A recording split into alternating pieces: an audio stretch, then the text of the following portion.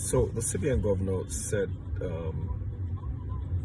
on Tuesday that the parallel market was a market for bribery and corruption, basically. And he was saying this in response to the questions that could, or that how come he hasn't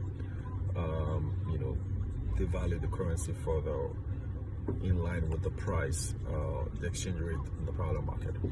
So basically, should he be using the exchange rate in the parallel market as a proxy for Nigeria's official exchange rate? And that kind of tipped him off, and he doesn't really like things like that. Most CBN governors don't like it anyway, but he doesn't like it at all. And then he went on and on and was like, how do you use a market that is not, it's just 5% of the larger Forex market, and a market that, where people go and buy Forex so that they can bribe and do all sorts of corruption. And so I've got a lot of people calling me and asking me, is that really what they do with that market? Well, look, Mr. Severe Governor, I hear you, understand you.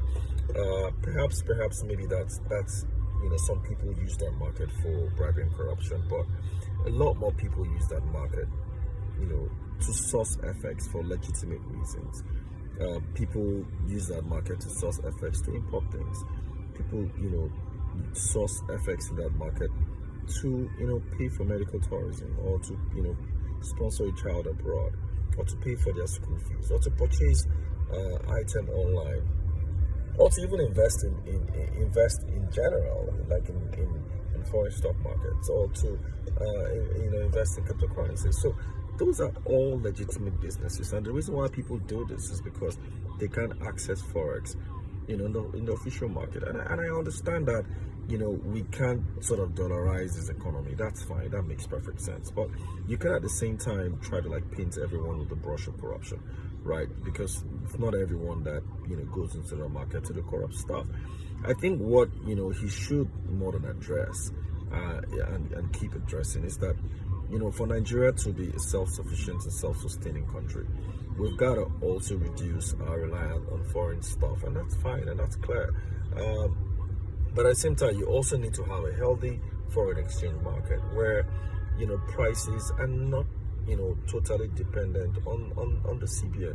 You just can't fix prices, unconditionally. You've got to have prices move right in line with either inflation or with oil price. It's got to be, based on something, because that's the only way human beings react. Human beings can now, adapt to it, and then, do their financial projections based on those benchmarks that will determine whether an exchange rate will go up or down. You just can't have exchange rate that's just fixed, and then if you have that exchange rate that is fixed, right, and then you don't have supply, people are going to look for alternatives. It's just a no-brainer. It's just simple. And that's what, I think that he needs to understand.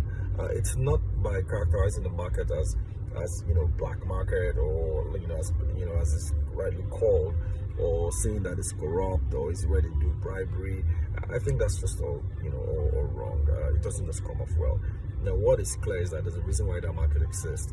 And so long as, those issues remain, people would always access that market for FX.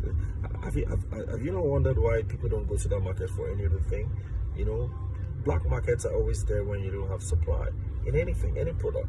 If you decide now you want to just seize all cars and say, Nigerians shouldn't drive cars anymore, or can't buy cars as much as they want, they're going to create a black market for it, because there's a need for that product. So when there's a need for something and there is no official way of getting it, or there are supply related issues, there's always going to be a black market. It's the same way if you go watch a football game today, and it's really a match that everybody wants to see, and all the tickets are sold off before the match.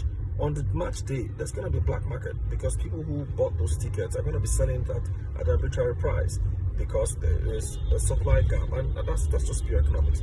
So that's my answer. So for this our FX quagmire, for all of us, those of you listening, we can't have, you can't have an exchange rate that is stable when you do a lot of importation. It's not going to happen.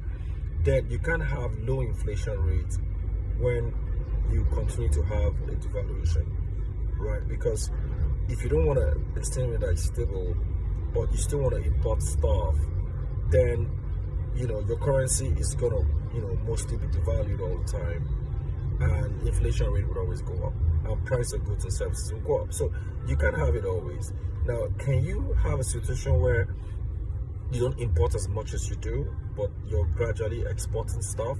That will be the ideal situation, because then you can have like a fine balance. Can you have a situation where even if you're not importing enough, but you're attracting enough dollars into the country just so that you can keep our current account, balance positive? Yes, right. That's possible, and that would help. But in a situation where you don't have that now, you can have it both ways, like I said.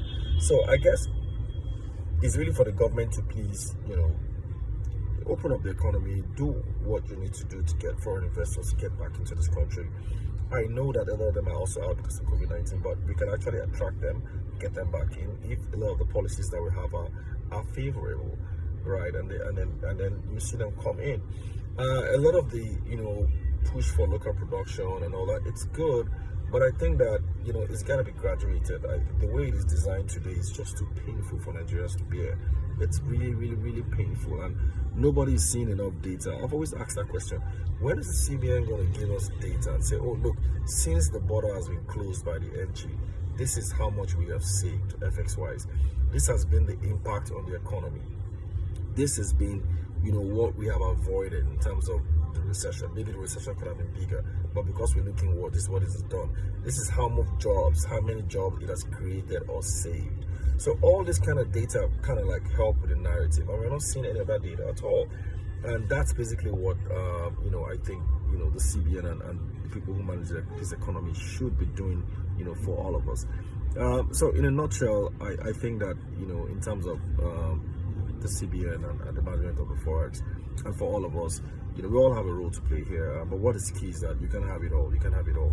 You can't blame the parallel market for being a corrupt market, or where they sell where people go and buy dollars to pay bribes, and on the one hand don't create an official market where you and I can just buy dollars and do our legitimate businesses.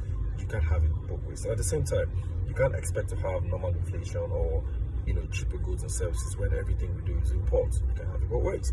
So we gotta be able to balance all these things, and it is when we balance and understand these things that I think we start to move forward as a country. So that is my money brief for today, and I hope that this two-part series didn't really bore you, but at least you've learned some things that you can apply as we continue to juggle, through these very, very difficult times. Next week, I'm going to be coming back to you again with something more, with an interesting topic on the economy. And so stay tuned, take care, and enjoy the rest of your week. Bye-bye.